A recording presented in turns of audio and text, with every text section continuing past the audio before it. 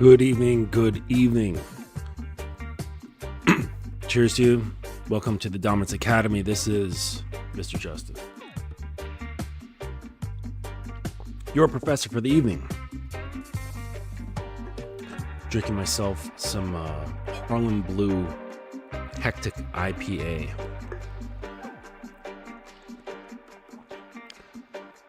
So I learned a little fun fact about IPA beers for those of you who like IPAs.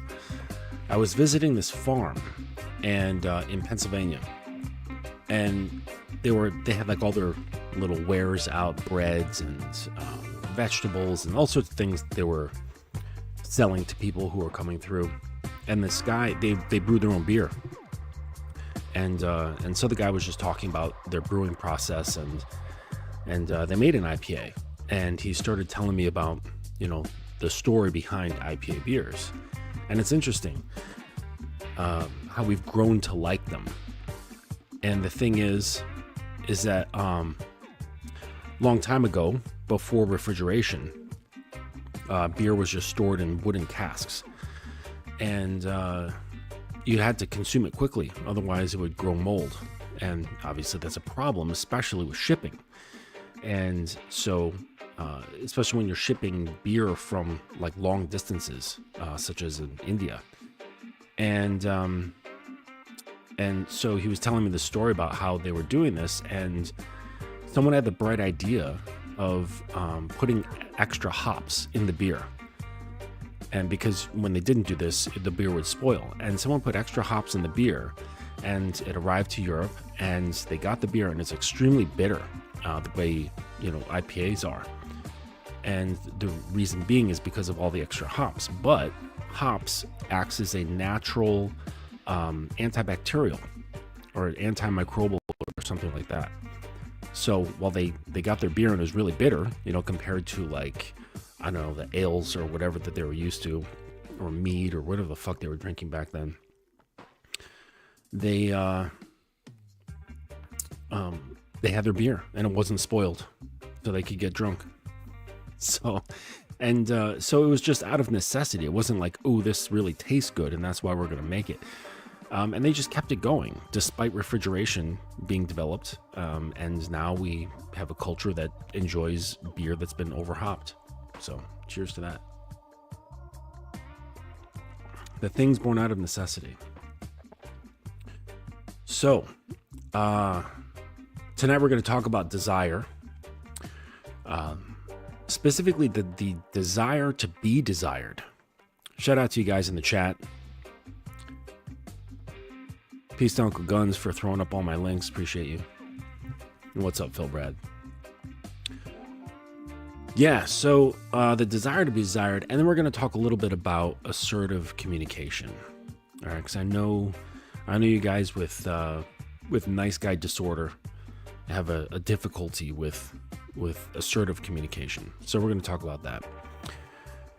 All right, I hope everybody's having a good week. For those of you who are, dealing with shit 9 to 5 nonsense, the week is almost over.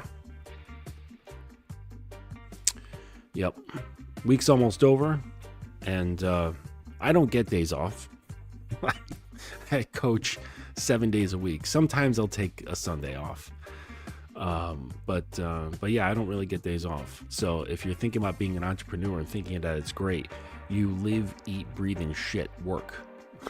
So if you don't really enjoy that very much, or if you can't handle it and you like having your days off and saying, you know what, when I clock out, it's gone, like out of sight, out of mind, then do that. Have like a regular job, have a regular career. A lot of my students are entrepreneurs as well, and they don't have days off ever. So that's what it is. All right. So yeah, I hope you guys are doing well. If you have any questions, you can put them in the chat. If you would like to email me, you can. It's at justin@thedominanceacademy.com. And like always, get in touch with me to have a free consultation, and we can talk about your problems, because I know you got them. Yes, we all do. It's not like it's not like it ever ends, you know. So don't go thinking that it ever gets easier. You know, one of my students, he's been working with me for a few months, and he's like, Coach, does it ever stop? I'm like, no, buddy. It just keeps going and going. But the difference is that you're just on a different tier. That's all. Right? Things get more refined. Okay. So, like I talk about art a lot. When you're first starting out, you're just trying to get the basics to understand like form, line, color, composition, things of that nature. But as you go along, you stop worrying about that stuff because it's just ingrained in your skill set. And you're now more focused on more, minute details and certain accuracies. And so it never stops. You're never like, okay, I'm a master. Now I can just sit back and kick my feet up. It really just never happens. You can. You can kick your feet up whenever you want. But the aspect of being at a point where you don't need to learn anymore, that doesn't exist. And you go through periods, right? So this is what happens. There's like two trajectories. If you can imagine a line graph, with like the two axes, and they're both going up like this. One goes straight and then plateaus, straight, plateaus. Okay. That's your skill. All right. Then there's your awareness, and your awareness kind of goes like this as it goes up. Okay. And where they intersect, that's when you feel like you're the shit. Okay, so where your awareness and your skill level is on par with one another, and you're like, yes, I'm fucking awesome. Okay, but what happens, your awareness will grow beyond your skill set because you're not on the same exact lines, right? And your awareness grows, and then you go, oh, fuck, and you start seeing things that you weren't seeing before. You start understanding things that you weren't understanding before. And then you go, oh, god damn, I have a lot to work on still. And then you go back and you grind, and then the skill set grows again, and then those two lines intersect, and now you're once again feeling like the shit. And then your awareness grows, and then you realize you suck. Well, not suck, but that you just have a lot to work on. That's just a phrase from the art world. Even like extremely accomplished guys will say, I suck. But it's just they don't really believe that. It's just a turn of phrase. So the same is with the path of man. As certain things get harnessed and set in stone, where you feel very comfortable with yourself, your awareness will grow within yourself, and you'll come to a point where you're like, oh, okay, I get it, but I realize now there's a whole lot more that I don't know, and I have to keep going. And it just really never stops. And you need to just embrace that. My student was a little frustrated with that idea, and and really you just have to embrace it. Just accept that is your reality on the path of man. That's just it. So that's that shit. But the desire to be desired, that's some shit right there. Oh, this is great. This is an account that I follow on Instagram, and she's a submissive housewife, and she writes this post, and she says, in my dream world, all married women would be collared. We would wear them without shame. Our husbands would lead us around in public by leashes. I think that'd be fantastic. Why the fuck not?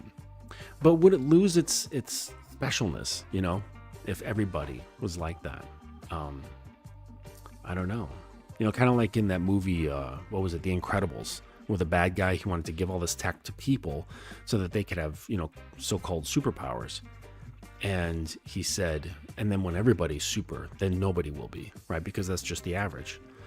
So I kind of like the idea that my lifestyle is not in line with everybody else's. Maybe it's my own superiority complex or whatever the fuck. But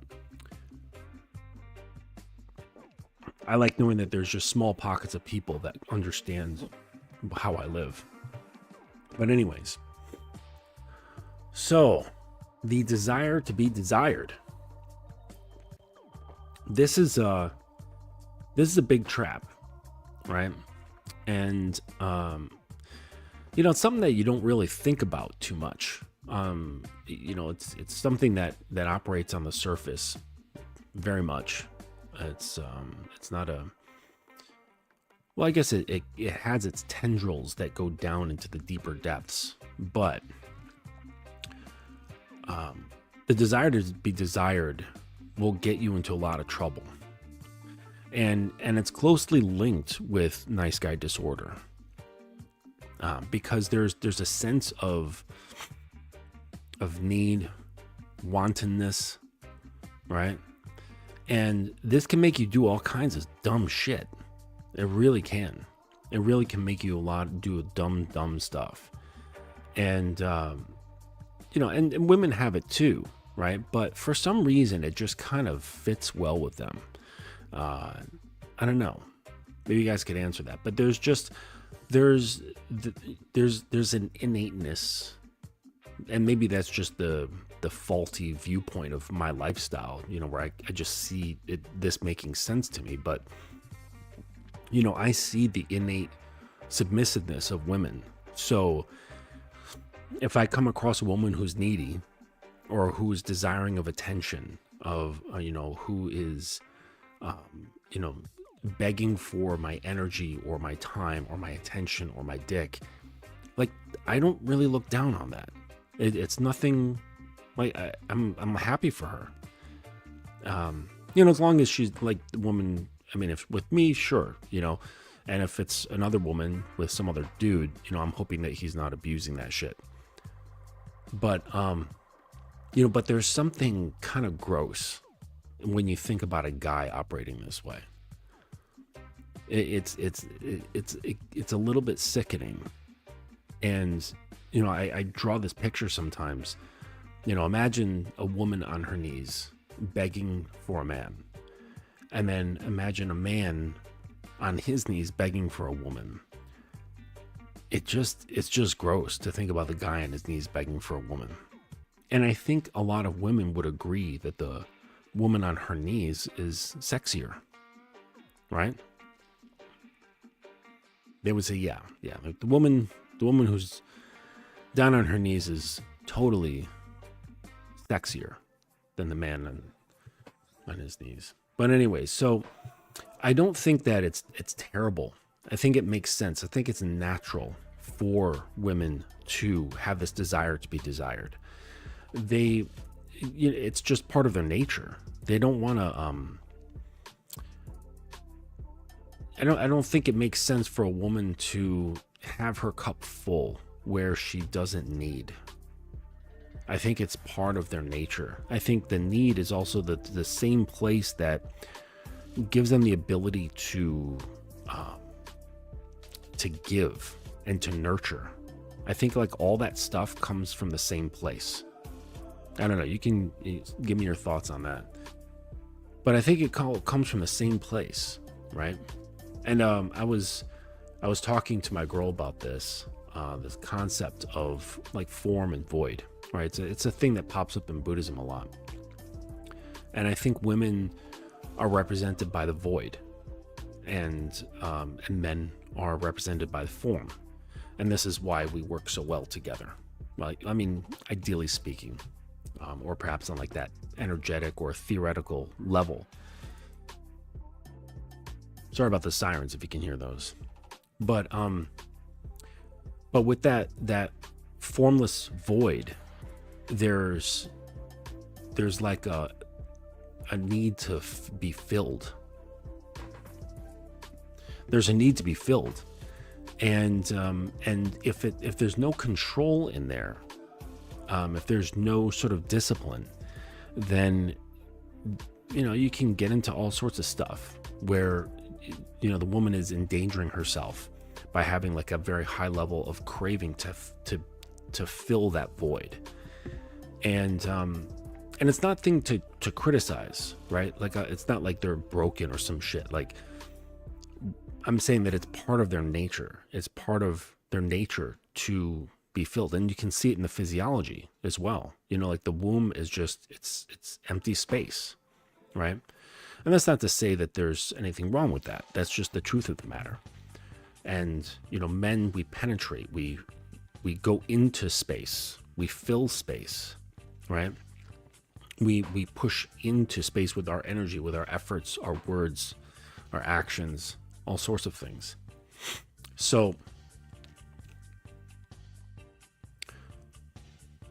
I think that it's that part of them, it's that part of women that produces this sort of neediness that I don't look down on. I just accept it as part of their nature. And this is the sort of thing that doesn't make it bad for them to have this desire to be desired. Okay? It makes sense. Okay? The weird part is when you guys do it. Okay? Because you're really not supposed to have an empty cup. You're really not supposed to have holes. You are form. You're not supposed to be void, right? You're not supposed to be formless. So it's like, well, and then, so if you're feeling this way, like if you have this sort of awareness about yourself and, you have this neediness and this desire for people to desire you, you really got to strongly ask yourself, why is that there in the first place? You really got to ask yourself where that came from. And because in that answering of that question, that's where your truth lies, right? And there might be some pain there. And this is really where you actually exist, is beyond that veil of discomfort, beyond that veil of pain. That's where you are. That's where your truth is. And who knows, like it might be hurt. It might be all screwed up. It might be twisted like a pretzel. It might be just sitting there scared. Who knows?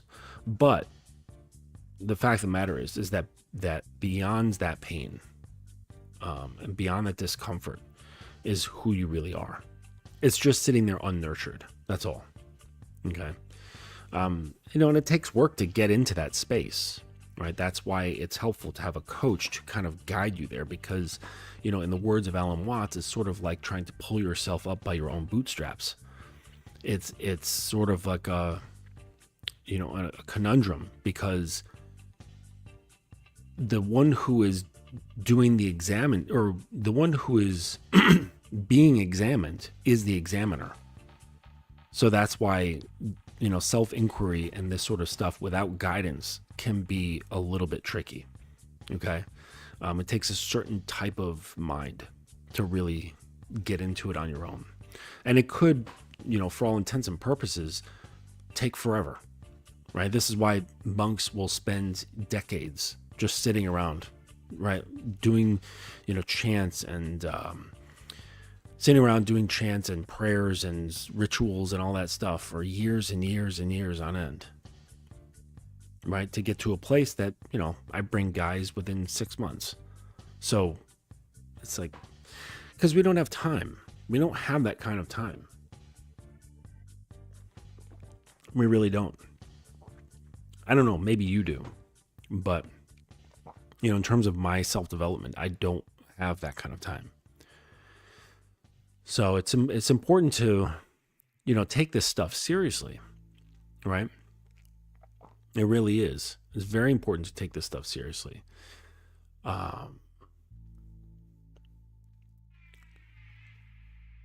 Because then, you guys will turn around and want to be taken seriously. And it's like, well, how can a woman take you seriously when you don't take yourself seriously? And you think that by, completing your worldly shit and being on top of that stuff is what it like means that you're doing something, right? But you're not. You're really not. You're taking the external world seriously, sure. But are you taking yourself seriously? Those are two separate things, right? And sure, they can coexist at the same time, but a lot of guys don't do that. They just focus on the external, and they say, okay, well, if I do this, then it will be good enough for me to feel satisfied and strong and grounded as a man, right? But this doesn't fill your cup. What that does, and I was actually just earlier today explaining this to a client, that it creates what I call dependency abundance. And this is when you've done certain things with your life such that things are good, right? And it gives you a certain element of confidence or reassurance, okay? Or the reassurance builds the confidence.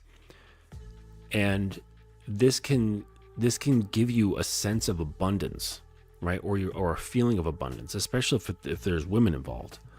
But the thing is, though, is that it's all contingent, right? That sense of abundance is dependent on these external things. So it's not true abundance, okay? True abundance actually comes from a place of not needing. Ooh.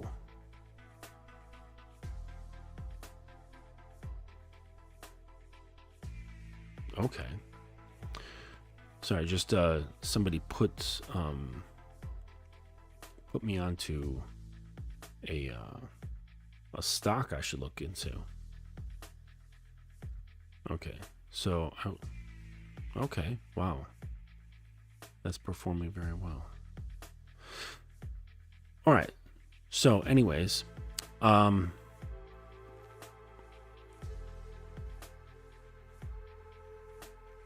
okay, so true abundance. Sorry to break flow with you for that, but true abundance, it really comes from a position of not needing.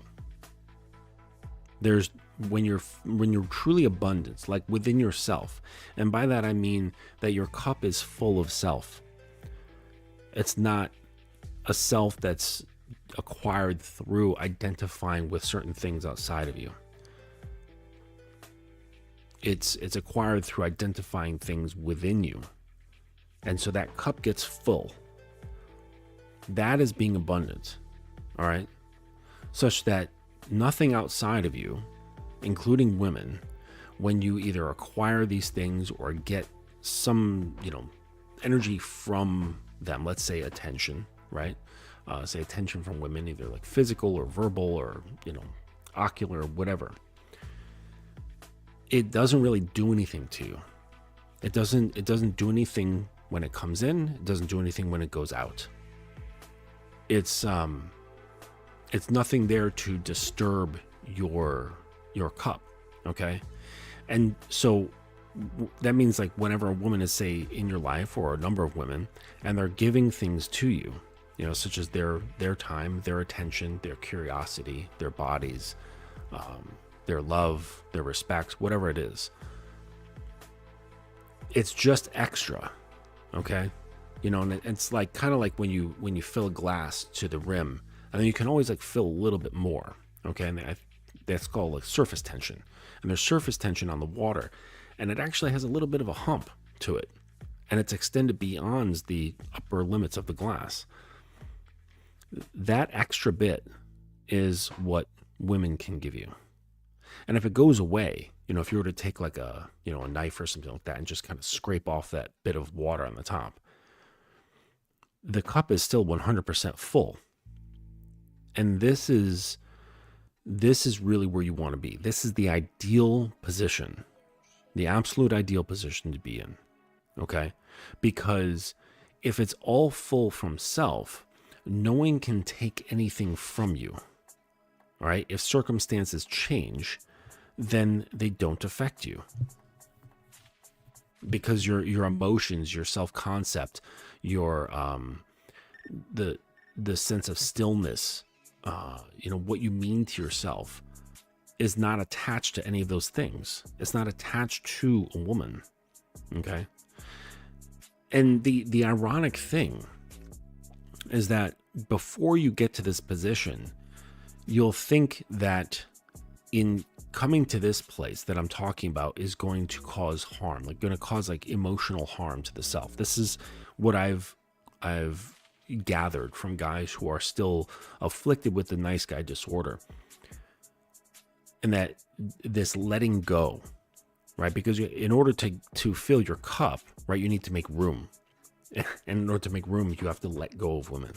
You have to let them go so that there's room now. And now you can fill that gap that you're using with women. You're putting them in that spot. You've taken it out. Now there's space left. You have to fill that with yourself. And the idea of letting them go gives dudes with nice guy disorder varying degrees of anxiety, because they feel because through conditioning that if they let go, then they'll lose their chances, that like the woman will go away, and this means mortal peril. Bad things will happen if she goes away, namely just getting sad. And the thing is that the irony involved here is actually when you're able to let go, this is when like two things happen. When you're able to let go, this is when one, you can actually give a shit about women, right? Because it's not tethered to anything else, right? Like your caring for them is not tethered to whether they like you or not. Okay, it's just now something you can do. I hope that makes sense. So I'll say it again. With your cup being full, you are able to truly care about women because you don't have any tethers attached to women. And this is what allows you to really interact with them on a pretty clean level, right? Because you don't use them for anything. They're not supplying you with anything. And therefore, you can also easily let them go. And this is the other prong. So the other prong is that the other prong here actually has blades on either side. And so it's double-edged. And on one edge, women really like this. They really like the idea that you don't need them, because it feeds into their fantasies around strength, resilience, self-sufficiency, like coming from men. It feeds into their fantasies about, like in romance novels, like the guy who's like, he loves her, but he has to go off on this, mission to South America in the jungles to find some fucking ancient jewel or whatever. You know what I mean? And no, she can't come because it's too dangerous. And she's like, oh no, come back for me. And he's like, oh, I have to go now. Like, he doesn't even answer. It's like, I just gotta go. And so it feeds into that fantasy, right, of pining and almost like not being good enough. And that's kind of where the other edge is of that second prong. So on one side, it gives them a sense of completeness, of comfort, because it's like, oh, he doesn't need me. Whew. That's a load off my shoulders. I don't have to think about his emotional states because he's in control of his own. I'm not responsible for his feelings. Okay. And that's a huge load off of women's shoulders, because they themselves have a massive burden of their own minds and their own emotions, like to a degree that I don't think men really understand. Not that I do, but I'm just taking a good guess here. So on one side, it's that comfort, that he doesn't need me. He's self-sufficient, emotionally speaking. He does not need me for anything in that regard. But on the other hand, that produces anxiety because that feeds into that void thing. And it's like, wait a second, he doesn't need me. So does that mean he doesn't want me? That he doesn't love me? He doesn't desire me? If he doesn't need me, then does that mean he needs somebody else? Am I good enough? Right? So it produces a bit of anxiety as well, because it gives a lot of room, a lot of elbow room for them to second guess themselves. If you are not good at managing women, this will cause a lot of problems. Okay. So in the say, for example, you're seeing a woman, say like once a week or something like that, or maybe twice a week, and you're doing a good job of fucking her mind, fucking her body, and fucking her heart. And she's falling for you. She's really into you. Okay. If you are such that you have that kind of prong, right, of that two-prong system I was talking about, where you don't need her, okay, your comfort is fully built up within yourself, right? You don't need anything from her. She's going to feel comforted by that, but scared by that at the same time.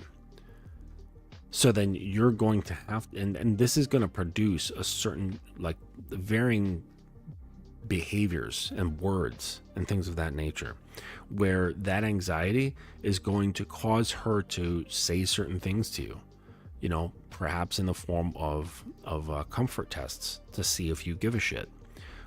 Maybe if she gets annoyed by the situation, she might throw shit tests out there. Okay.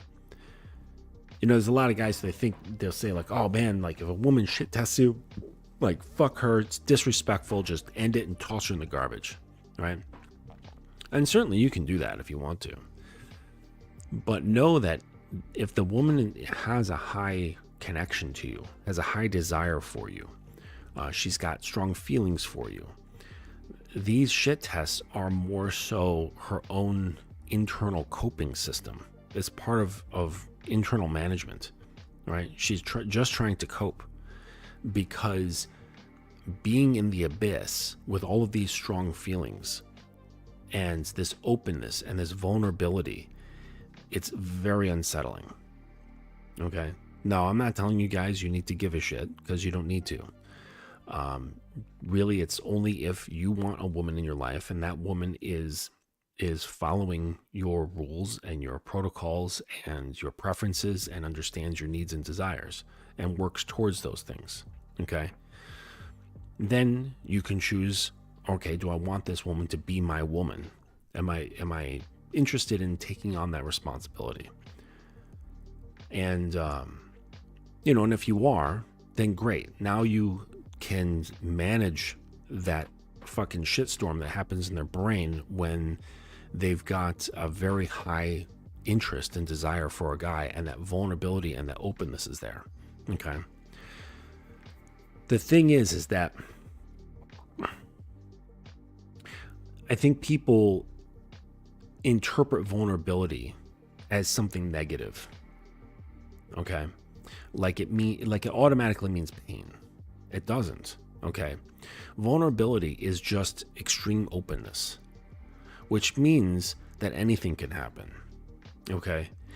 The reason why I think a lot of people associate negativity is with vulnerability is because it's mismanaged on the other side.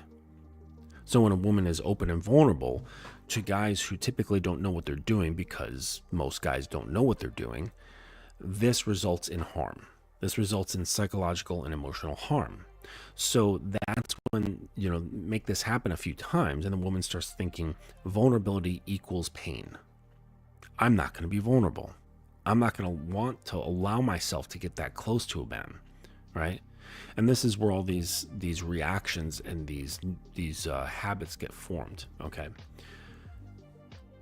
But vulnerability in itself is not innately painful, okay?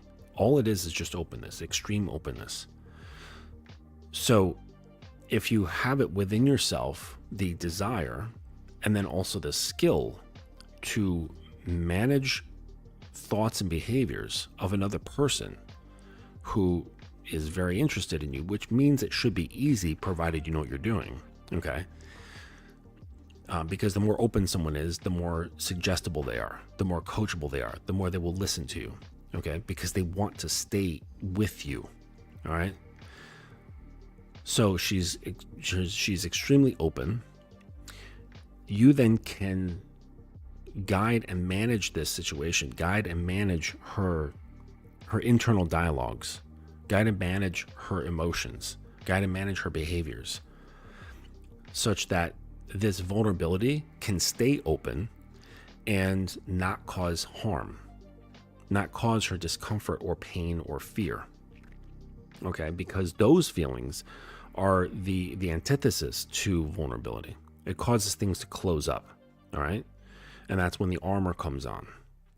All right. And we don't want this, right? Because that's not fun. It's not enjoyable to deal with people, women especially, who are wearing armor.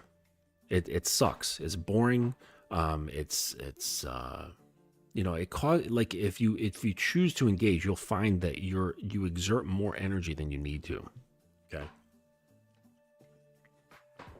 I think I was like breezing through YouTube titles in my subscriptions, and I think I saw Lucario. Shout out to him. I think he had a video up today or a live today about something about like being with women should be easy, something along those lines. I can check the title, but yeah, he had a video. He said all relationships with women are supposed to be easy, and here's why. Yeah, so he did that earlier today. And so, and they are, okay? So really all it is if she's got high desire for you, okay? Her openness and vulnerability starts cracking open, okay? And let's say it's cracked wide open. You combine that with good management, and now everything's easy. Right? Because with the openness, she's going to want to follow you, but she has to have something to follow, which means you need to have a plan. You need to have a program. Okay. You need to have a system, right? It's just, programs aren't that fucking complicated, right? People talk about it like it's the fucking force, and there's no descriptor to it. No, it's pretty straightforward. It's pretty straightforward. And it consists, the way I understand it, the way I've come to create my system for relationships is that it consists of 7 things, right? And I'm not going to go through all of them. I mentioned a couple before, but it starts with understanding your needs and your desires and your preferences, okay? There's a few more, but those are the core, right? Those are the core things. They're essential. Understanding your needs, your desires, and your preferences. And then being able to understand what is negotiable and what isn't, okay? Needs obviously aren't negotiable. No one's needs are negotiable, all right? But your desires and preferences may be, okay? So like, for example, let's say you prefer very petite women, right? You prefer a woman who's like 5'3", 5'2", something like that. Okay. Or even 5'1". But if you come across a woman who's like 5'6" or 5'7", it's like, okay, well, I prefer shorter women, but yeah, if she's cute, she's got a good personality, she listens well. Sure. I'll take a chick who's 5'6". That's fine by me. Right. So, that's a preference that is negotiable. Okay. And your desires are negotiable as well. Maybe some aren't, but some may be. But knowing these things, this is what starts giving you the structure by which you can lead, especially the better you know what they are. So it's not just taking one day and sitting there writing in a notebook and coming up with your fucking needs, wants, and preferences, as well as all the other shit that goes into a program and go, okay, I've got it. Right? That's not how it works. This actually has to be something that that you can just fire off. Just spit it right out. Like you're saying the fucking Pledge of Allegiance, right? We said that every fucking morning as a kid. When I was in school. I don't know. Do kids still say that shit in the morning? Yeah, every morning. All the kids stood up, faced the flag, put our right hand on our heart, and said the Pledge of Allegiance. Seems kind of weird now that I think about it. But you should know your program as well as you know the Pledge of Allegiance. And be able to just rattle that shit off. Okay? And if you can't, it means you don't have it. Really. Like, how can you have something that you don't know? How can you claim you know something that you don't know? Okay? If you want to talk about it, if you want to get into some detail, just make an appointment to talk with me, and I can help you get sorted out and formulating your program. It's not that complicated. It just takes time and a little bit of focus. So when you have this structure, or when you have a system in which you can rely on, this gives you the grounding in which to lead, right? This also provides a container for her, okay? Because when a woman becomes vulnerable, she falls into her formlessness, okay? So check it out. A woman who gets scared, a woman who's been hurt, a woman who has anxiety, a woman who has overthinking, a woman who has fear, it produces armor around her vulnerability, okay? That then becomes form, okay? And this is not the natural place for women. It works up to a certain point. It works to a degree, okay? Yes, she can live her life, she can get shit done and things of that nature. But it's not her operating in her nature. And I think a lot of women know this. The ones that don't, I think they've kept their armor on for so long that it's just become comfortable. And they're like, yeah, I'm cool with like living as myself at 35%. Like I can function, I can have a good time, I can have a decent life, whatever, it's cool, right? And if they ever get the chance to take some of that armor off, there's going to be some fear there. There's going to be some anxiety, but also a breath of fresh air, right? Because there's the atmosphere is now coming at them. They can feel it on their skin. They're like, oh, whoa, what's that? And like, oh, that's me. That's an aspect of myself, right? So it's exhilarating but scary at the same time, because it's like, well, what's going to happen? What could happen? But the thing is that when the armor comes off and they are in a more vulnerable state, okay, this is that formlessness, okay? Like liquid, it needs to be put into a vessel. It needs to be contained, okay? And this is what gives shape to it, okay? It can be still. It can be still in a vessel, okay? And it's like with, when Bruce Lee was talking about martial arts and being a warrior, and, he was big onto formlessness. And he's like, you have to be like water. He's like, you put water in a teapot, it becomes the teapot. You put it in a cup, it becomes the cup. You absorb it into a rag, it becomes a rag, right? And so this is what happens with a woman who has taken off her armor and she's become vulnerable.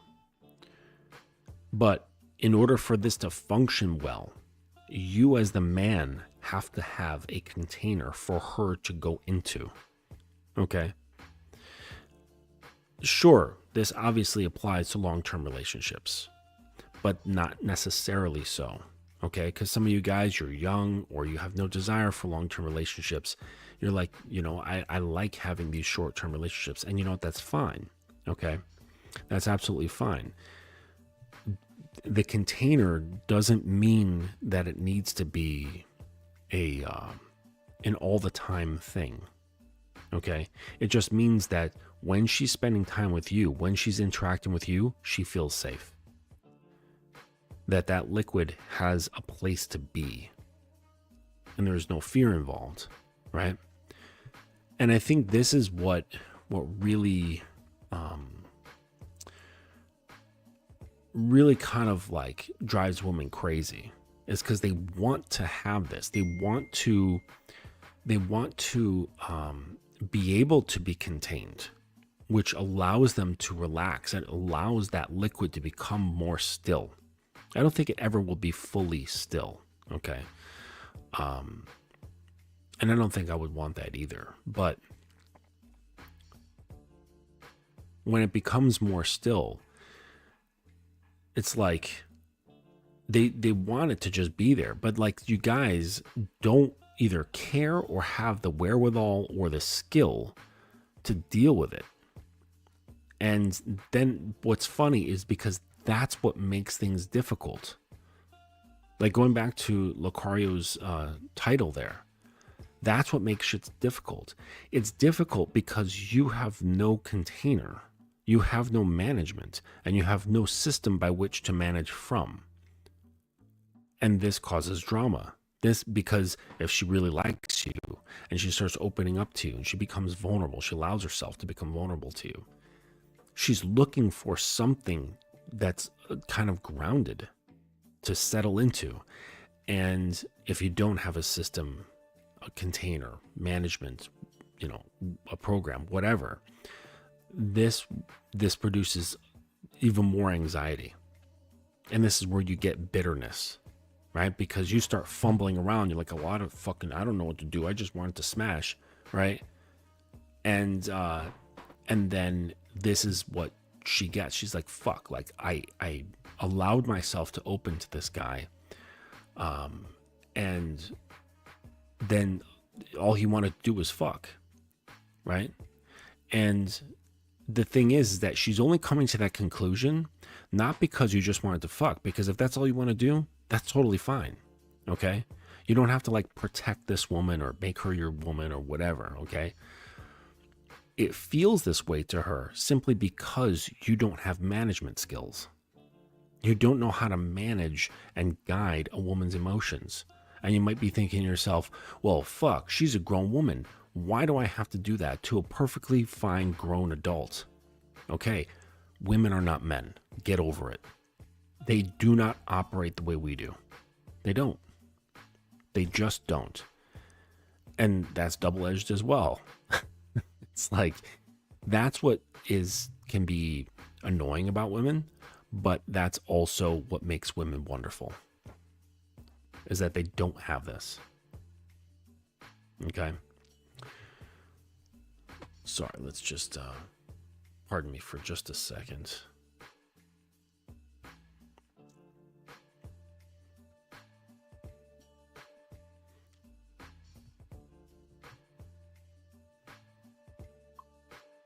Okay. So yeah, I'm not saying that you need to get into relationships, right? If you don't want to be, don't. But if you think that you can mismanage women and not have drama, you're on crack. Like, that's just what it is. You can't be thinking that you can just fuck women and not have any sort of influence over their emotions, okay, in order to kind of corral and guide them, okay, and not have drama. You absolutely will. You definitely will have drama. And this is you're gonna start thinking like, damn, is it worth it? You might come to a point where you're thinking, is pussy worth it? Because every time I fuck a woman, I just get a whole bunch of fuckery that comes after it. And you're thinking, well, shit, like, all I got to do. So I'm just constantly like, get with a girl, have sex with her, maybe a couple of times. She goes crazy, brings all kind of drama into my life. Then I got to charge her to the game. And it's like, if you had management skills, you wouldn't have to do that. You wouldn't have to charge anyone except for those who are disrespectful. That's it, right? That's the only time to use what I call the axe. The three tools: the hatchet, the compass, and the axe. The axe is for removing people from your life. And the only time you need to do that is when they've reached a threshold of disrespect. Okay? So that's really the only time when you just eject somebody from the game. But a lot of guys do that because that's the only thing left. That's all they have. The only recourse left is to just get rid of her because she's gone crazy. But she's gone crazy because you didn't know how, or you didn't care to manage the situation. Like, you can't, there's nothing that you can involve yourself with that isn't going to require some kind of management. You want a car. Okay, you're going to have to take care of it. You want houseplants. You're going to have to take care of them. You want a dog. You're going to have to take care of it. You want a hobby. Like say you want to like learn to play keyboard. All right. You're going to have to nurture and manage that so it doesn't just fall to the wayside and you don't grow. Right. You want to get fit. You're going to have to manage that. It's like everything requires management. Anything you bring into your life, okay? Anything you bring in, you must manage, or it's going to fall apart. And then you have to you have to handle the consequences of that. So, and when we're dealing with people, considering that they are, as complex as they are, as we are, it's going to cause a whole bunch more problems than compared to, say, fucking up on your schedule while learning to play keyboard, right? You just have the only consequence is that, you're just not going to get good, okay? But when you're dealing with people, all right, their psychological complexities will create all sorts of little fucking shit going on that you're going to have to handle. All right. So don't think that you can just involve yourself with the people and not have drama. All right. And the only way that you're going to be able to be dramaless is if you're just constantly cutting people off, cutting, right? Or just like ghosting on people, right? Which is like completely fucking immature. If you're a grown man, like let's say you're over the age of like 17, okay, you have no excuse to be ghosting people. Like James Bond would not be ghosting people. Okay, so put on your big boy pants and stop ghosting women. Right? If you don't like a woman, just say, hey, I don't think this is gonna work out. Best of luck to you out there. Right? But yeah, don't fucking ghost people. So yeah, this took a fucking turn, didn't it? I was talking about the desire to be desired, and here we are talking about containers and emotional management and shit like that. But it's like, listen, if you just want to fuck, that's perfectly fine. Just go hire a prostitute. There's really no shame in that. I know there's a lot of shame thrown around, okay? But it's just a service. That's all it is. All right? Like putting shame into it is putting way too much importance on sex. Right? Like, oh man, sex and women are so fucking special that like, how dare you go see a prostitute? It's like, well, pick one. Either you think women are, just kind of here and it's no big deal, and then therefore going to a prostitute shouldn't be a big deal. Or you think that, women are super special and therefore going to a prostitute would be, devaluing, right? Devaluing the self or something to be made fun of Okay. So you got to pick one. You can't say women are just here, they're not that big of a deal, and say it's a problem to use a prostitute. Like, it doesn't make sense, right? The logic has to flow all the way through. If they don't matter all that much, then they don't matter all that much across the board. Okay. So in my world, they don't matter all that much. And so I feel that if you want to use a prostitute, go right ahead. Right? If you just want to fuck and not have to worry about the humanity side of intimate interactions, then don't try fucking women that are not prostitutes. Make your life simpler. Really. I hope that makes sense. If you just want to fuck and you don't want to manage personalities and minds and emotions, then just see prostitutes. I think that's the easiest thing for you, right? And that's perfectly okay. It's perfectly okay to say, hey, I've got a strong sexual need. I've got a high libido. I really don't want to deal with the drama of dealing with women, so I'm going to go fuck a prostitute. And then she'll come in, hang out for an hour, and then she'll leave. Pretty simple if that's what you're after. Okay? So, no judgment from me. All right? Yes. ST, thank you. I once paid for sex and through it all, I enjoy the interaction more than the actual sex. Would that mean subconsciously I prefer her desiring me than desiring the pussy? Possibly, or you guys just had compatible personalities, right? Like, just because she has a certain job doesn't mean that you can't click on a certain level, I had this guy that I was talking to who would regularly get into relationships with prostitutes and strippers and things like that. I don't know. He just liked them, I guess. But yeah, they're, after all, they are people, okay? So they do have minds of their own and personalities and whole psychologies going on, right? So surely if you're talking, like having like actual conversations, then there's always that possibility of having some sort of understanding or connection where you're like, hey, I like this person, or like, I'm very comfortable talking with this person. And that's perfectly all right.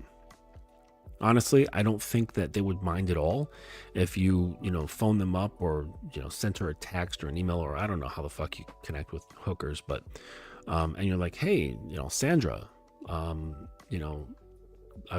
like to, I don't know how you say it. Like, what do you say? Like, are you free? Or like, can I purchase some of your time? I don't know how it works. On, Thursday evening for an hour. And then she's like, oh yeah, sure, I'm available. Cool. And you're like, all right, I'll Venmo you or whatever. And, or you meet up and you give her cash and you're like, hey, you know what? I'm not actually all that interested in sex. Like, would you be up for just like getting some coffee and fucking muffins and shit? And she's getting paid just the same, just to fucking hang out, right? So I don't really think that, anyone would really give a shit. The only people who really give a shit about that stuff, I think are just like incels, honestly. Because like dudes who, like get pussy on the regular, which these days is like really low number. But guys who are like fucking, in varying levels throughout the month, they don't care about this stuff. They don't care what you do with your dick. Okay? I would say for the most part, that's the case. I don't think about you guys at all. Like, unless it's for content or I'm being paid to think about you, I really don't consider other men and like what you do with your dick. That's your business, right? It's not my business to think about where you put your pee-pee. Okay? So,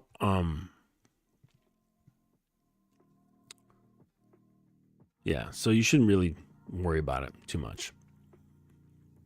And who knows, maybe the prostitute would be relieved. She'd be like, oh my gosh, cool. It's like almost like a day off and I still get paid. So whatever, do what you want. And, forget what anybody else says. And if they do have something to say, it's most likely because it's like the guys aren't getting pussy and they're really frustrated and they would love to use a prostitute, but they have a belief in their head that like, no, the real way and the only way is like through genuine desire from a woman. And it's like, dude, can you get a massage from a woman who really desires you? Sure. Can you also go to a salon and pay for it to be done? Yes. Is it still the same massage? Yeah, pretty much. It's like, is there any difference between me going to, like me and my buddies, like working on my truck or just taking it to a mechanic? It's the same fucking thing's going to get done, right? The brake pads are going to get swapped out, whatever, so just do what you want. Don't fucking think too much, man. Like there's this one dude, where is this? It's in the group chat. I'm not gonna name names, but I found this very interesting. Pardon me, let me just find the group chat. Here it is. So the guy's like,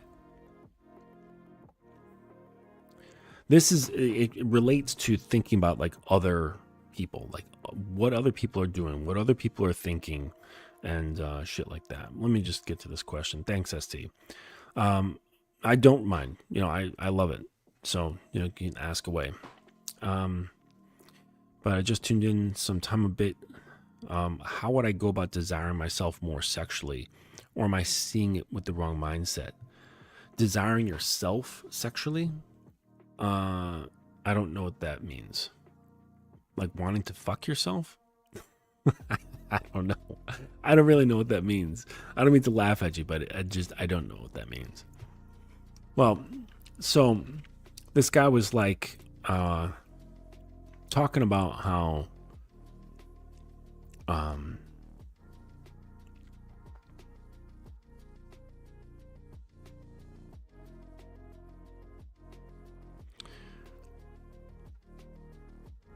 all right, so he's like, yeah, the problem with this whole abundance mindset and just walking away from the conversation and not calling it out somehow is that men are abrogating a duty of responsibility to society as a whole and not acting like men by teaching women to behave in an increasingly crummy way. And society as a whole is rapidly becoming worse because men are not calling out this program's behavior.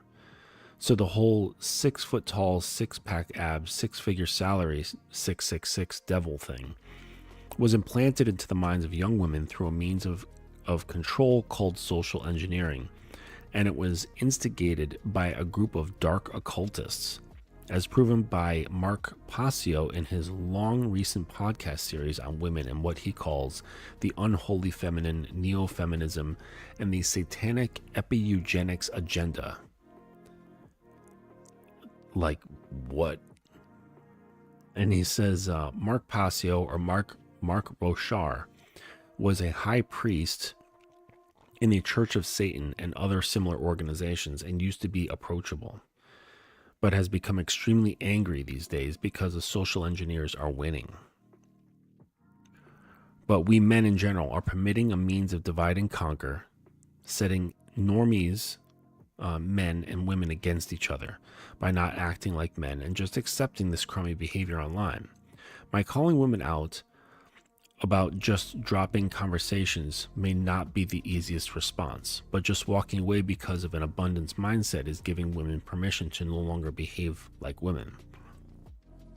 To be honest, I don't know the answer, but an abundance mindset coupled with give up and quit response isn't being dominant at all, but extremely compliant and submissive. Just my thoughts, and I hope that everyone will carefully consider them.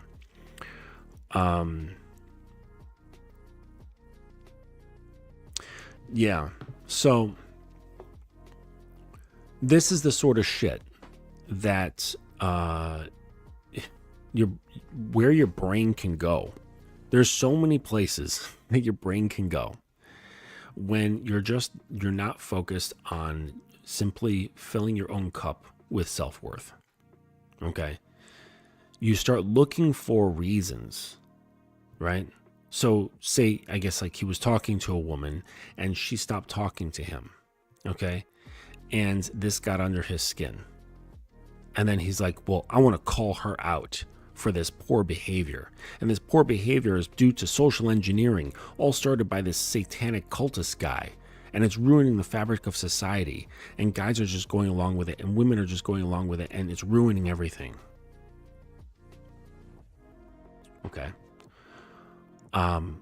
Well, let's just rewind all the way back to the beginning, where it was this woman lost interest in communicating with me and just stopped.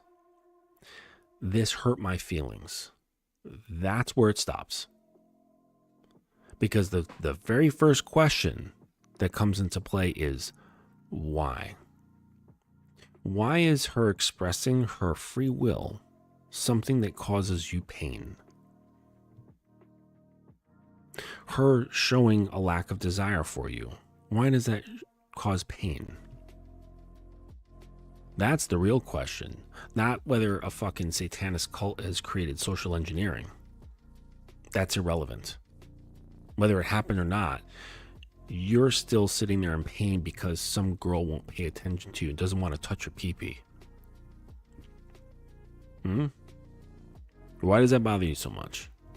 Right? And this is a lot of guys. A lot. They get upset. They'll either feel sad or feel angry about just a girl not wanting to talk to you. And then begs another question. Why does she not want to talk to you anymore? Show me your messages. I'll tell you why. Because a lot of guys don't know how to engage in conversation such that it gets into a woman's mind and she wants to be there. And then you're like, hey, I gotta go. And she's wondering the next time that she's gonna hear from you. Because you made her feel a certain way just through your messages, just through your voice notes. Okay? So I would say here, why would somebody like this have problems talking to women? What's going on here, right? Is it a lack of self-belief? Is it a lack of knowledge and skill? Is it a combination of the two things? And then the other part is, why does it bother him, right? Or why does it bother any of you for a woman who's just not interested? Okay? It's like, yeah, I like it when my cat sits on my lap and I pet him and he purrs and all this stuff. And then without reason, just randomly, he gets up off my lap and goes right onto the floor right in front of me and just goes to sleep when he was sleeping just fine on my lap. Am I going to sit there and go, fuck, I really wanted him there. What did I do wrong? That really hurts my feelings. I really want him to be sleeping on my lap. And it's like, why the fuck did that bother you? Like, it doesn't make any sense. Like, if someone was actually reacting that way. But yet you do this with women. Why? What makes them so special that you get sad because she's just not talking to you? She's not paying attention to you. Why do you have a need for the attention from women? Why do you have the desire to be desired? Do you think maybe there's a hole? Do you think maybe there's some lacking within you where you need to substitute something from someone else so they can feel good, right? Like I said, if the person who is writing this message in the group chat had a cup that was full, this extra, i.e. the communication coming from her, is that mound of extra liquid on top of the cup being held there with surface tension. It goes away. Okay, that's like knocking off that top bit of water. The cup is still 100%. It only hurts when that, whatever it is that she was giving you, is filling you in some degree. Because now it's gone and now there's a deficit. And you're like, oh man, I feel that deficit. Fuck her. And it's like, she didn't do anything. She came in, she talked, she left. What did she do wrong? I want an explanation. That bitch, she hurt me. But how? Why? It just doesn't make sense to me. I don't get it all. No need to apologize. I think it's because because relate more to perpetual love maker and bedroom technician. Oh, you're familiar with those terms. How would I go about doing it for me instead of her, or is this more a coaching question? Well, it is. It is more of a coaching question simply because the mechanisms that create this, I would say, the perpetual love maker, the bedroom technician, this comes from wanting to do it for her, okay? And when you're doing it for her, it's actually doing it for yourself, okay? Much like other nice guy syndrome stuff, right? So just really simply, if a guy has nice guy disorder, nice guy syndrome, he does something nice for the woman. On the surface, it looks like he's doing it for her. It's like, oh my gosh, look how great it is. He's, put his coat on the puddle for her to walk over, okay? Or he was gone over to like help her move, and like she's not even his woman or whatever, okay? On the surface, he is doing it for her, okay? But the real motivation is that he's doing it for himself, because what he's really after is the validation and the accolades and the recognition and the energy from the woman that he's hoping to get, okay? And this, as you know, if you've read the book, it's called a covert contract. If I do X, then I deserve Y, or I expect Y. So I behave like the handsome young prince. I fall on my sword. I put my coat on the puddle. I help her move, whatever the fuck it is. Then when she says, oh, thank you so much, you're so sweet, gives him a peck on the cheek or a hug, he's like, oh, and he gets filled up, okay? He gets charged, like his battery gets charged, his cup gets filled, okay?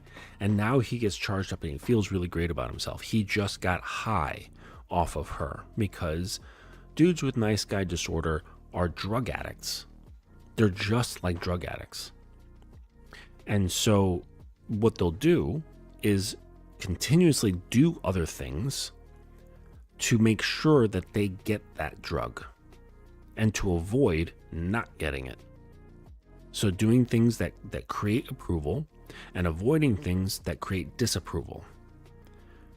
So in relation to your question here, if you are operating this way, you're doing it for her on the surface, but you're really doing it for yourself so that you can have the recognition and the validation from her, saying, oh, you're such a good lover. Oh, I love this so much. So you're like, ooh, I feel good about myself because she's happy with something I did.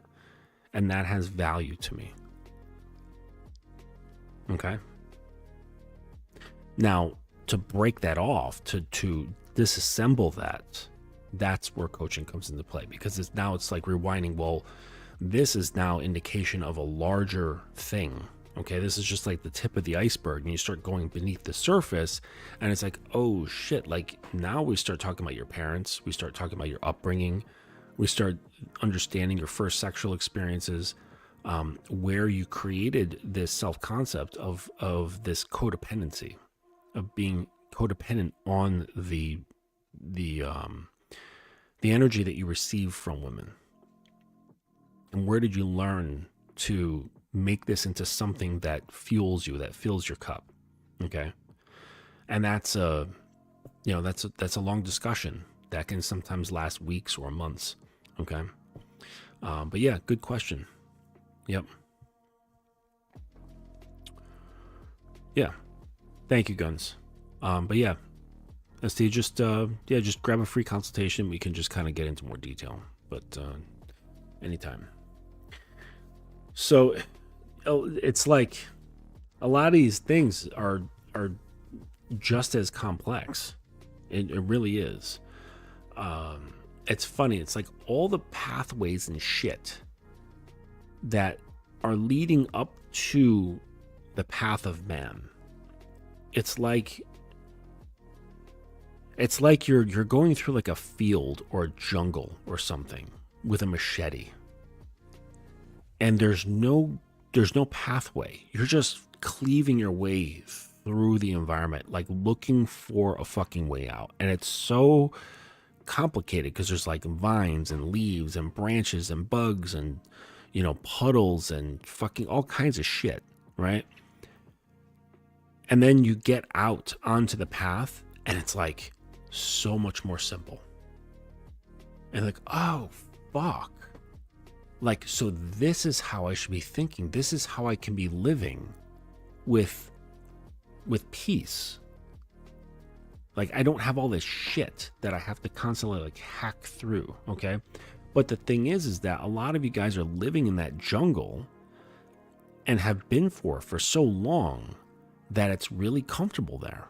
You don't even really notice that you're living in this hot, sweaty, bug-ridden, poisonous jungle. And you're like, you're just fine with it. You're like, hey, this is like, yeah, this is just how I am. This is life. This is how it's supposed to go. Look at all the other people who are doing the same, right? The large swaths of guys, you know, all just sitting there in the jungle with you, right? And they're like, yeah, this is normal. I mean, it like kind of sucks, but like, hey, this is life. No, this is not life for men. This is how you've become used to living. But in order to get out onto that road, the path of man, you're going to have to cut through. There's no shortcuts.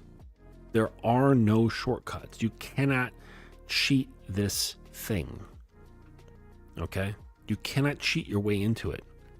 You have to work. You have to start looking at your mind. You have to start understanding your habitual patterns. You have to understand what your current self-concept is. You have to really get a lay of the land before you figure out where and how you want to go. Like on that map, to get to that road, and you're like, okay, now I'm on this road. Okay? And so that's where all the work is, really. The work is just getting there. But yeah, this is where like a lot of the coaching time is you're spending time talking about your past and talking about your current state of where your mind is at. Because the mind is everything. It governs everything. It really formulates your whole fucking reality. And then how you move within that. So if it's skewed, if you've got weird things going on with your upbringing, if you've got damage, if you've got weird beliefs, if you've got weird perceptions, if you've got weird habits, this is really going to prevent you from getting onto the path of man. And so some people do have the wherewithal to do it on their own, okay? It takes a very special individual. For most of us, we need help.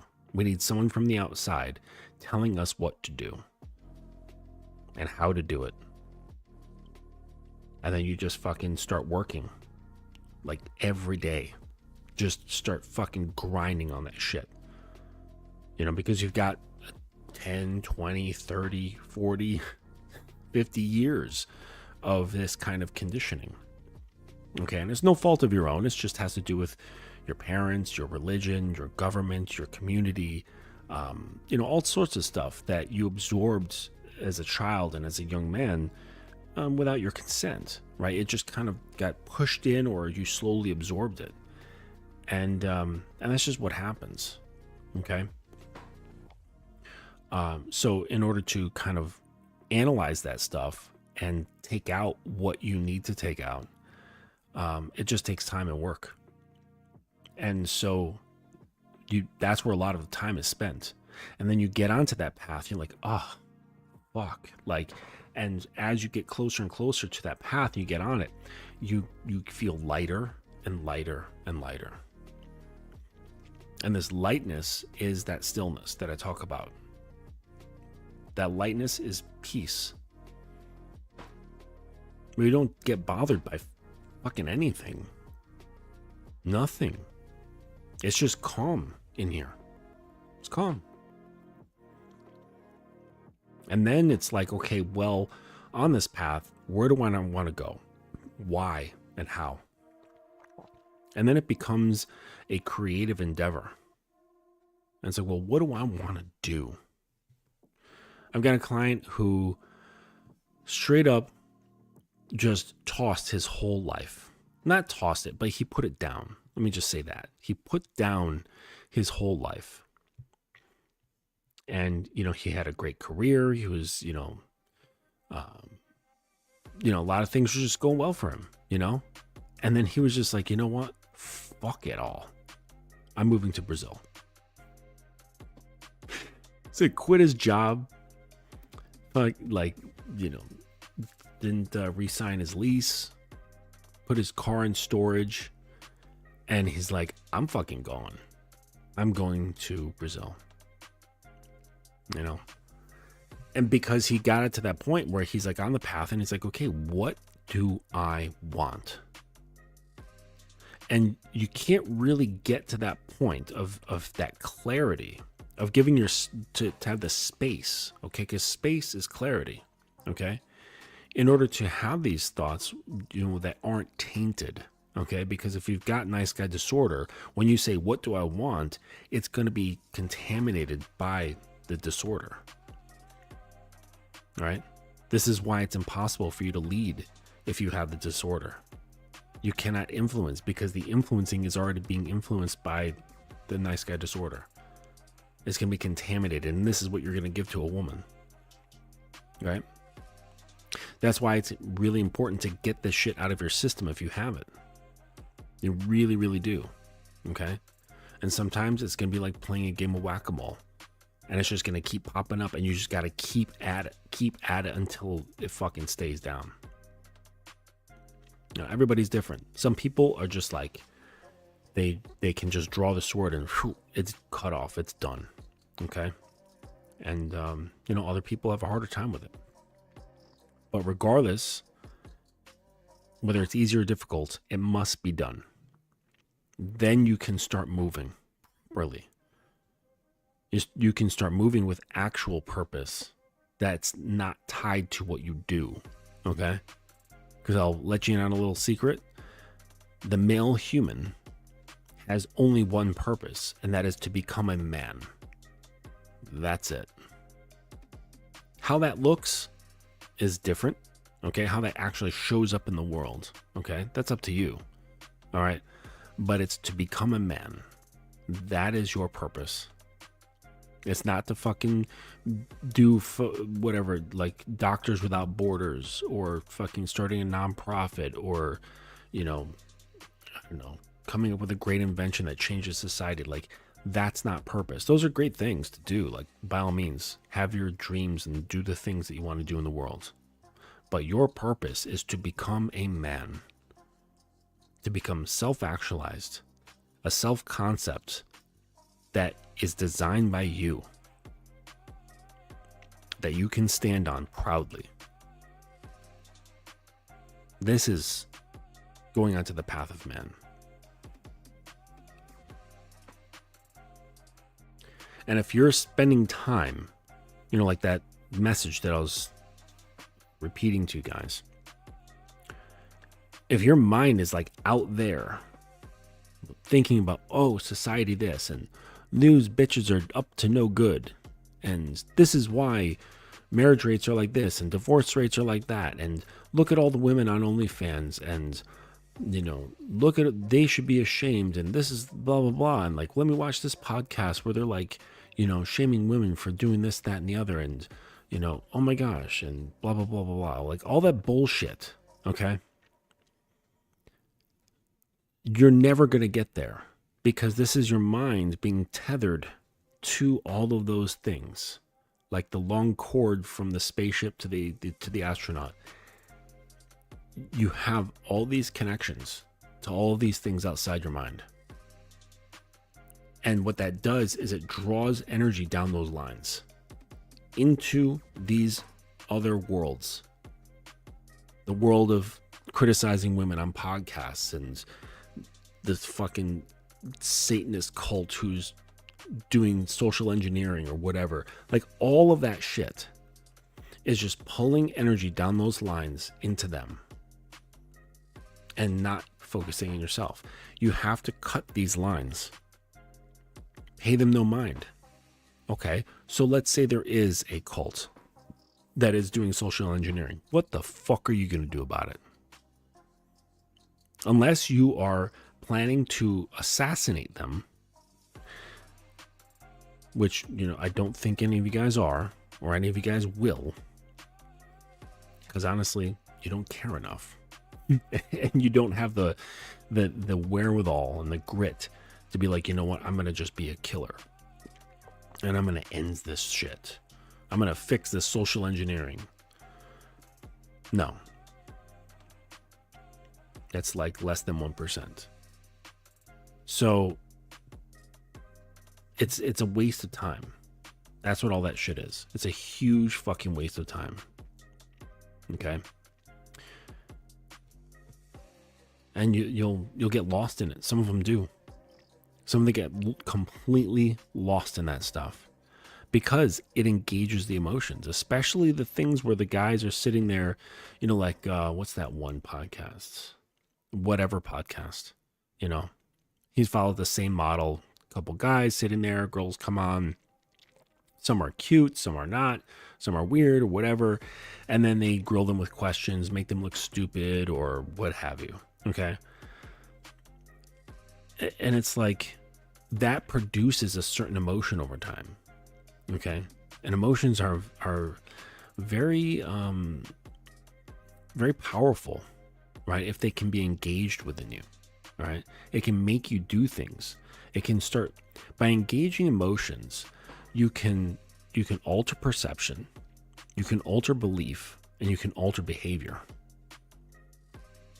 just by engaging emotions. So you have to be very careful about what you're interacting with that engages your emotions if you don't have emotional control. But either way, if you just succumb and absorb this sort of stuff and expose your mind to this stuff over and over and over again, right? I mean, I've seen the view counts. They're fucking high. And it's not women who are watching this shit. So it's like repetition over and over with this information, this sort of mentality. It's like, what do you think is going to happen to yourself? What do you think is going to happen to you by absorbing this stuff on a daily basis? It's going to poison your mind. It's going to start altering your beliefs. It's going to start altering your perceptions, which is then going to alter your behaviors. Now you're not in control. Right? So keep that in mind. Let's say all that shit is true. What has that got to do with your life? It's not going to fix anything. So I think I'm going to pull this to a close. Have myself another beer and chill out. Okay. So I appreciate you guys coming through on the live. I appreciate you guys watching this on the replay. And if you have any questions, best thing to do is just grab a free call with me with the links that are in the bio. They're always available, and just find a time that works well for you. Looks like you got one more question here. The difficulty of getting rid of nice guy syndrome, a sign of how deep it runs or how much one clings to it, or does it show the level of desire to change or how subconsciously one fears to let go? all of that stuff. That's all factors. So sometimes nice guy syndrome runs very deep in people, and some not so much, and then some in between. There's also the factor of how strong their desire is, and the efforts, the regularity of their efforts that they put in order to start paying attention to their behaviors, both mentally and physically, and noticing patterns, and then start changing those patterns and replacing them.